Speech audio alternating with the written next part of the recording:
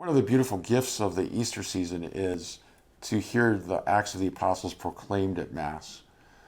And we see in Acts of the Apostles the early church all fired up in the Holy Spirit, doing the work of God, proclaiming the gospel, healing people, bringing them into relationship with Christ, being witnesses to the resurrection.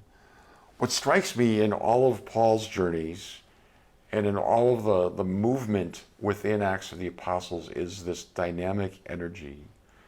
None of them sat still for long. They went to different places, different communities to preach the gospel. They didn't simply stay in one place. They weren't looking for something static. They weren't accepting just safety. They were going out into the deep, casting the net of the gospel to all people, and challenging people to accept Jesus Christ, to be baptized, to come into the church, planting the seeds of the gospel in the soil of as many hearts as they could.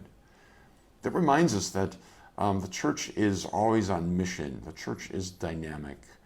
That in her pastoral approach, in how we do evangelization, there's always going to be change and movement and energy.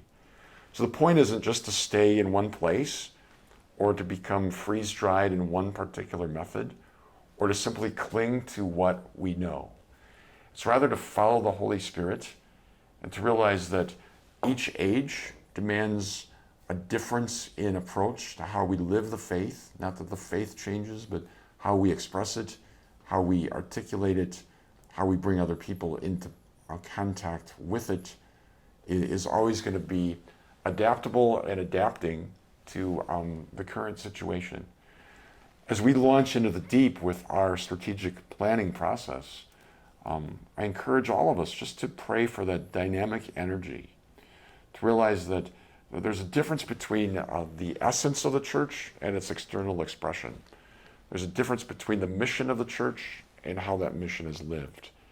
And there's going to be things in our diocese, in our parishes, and in our lives that are going to change. And we can't be afraid of that because the church is always on mission, and we see that in the Acts of the Apostles, this dynamic energy sending us out to proclaim the gospel to the ends of the earth.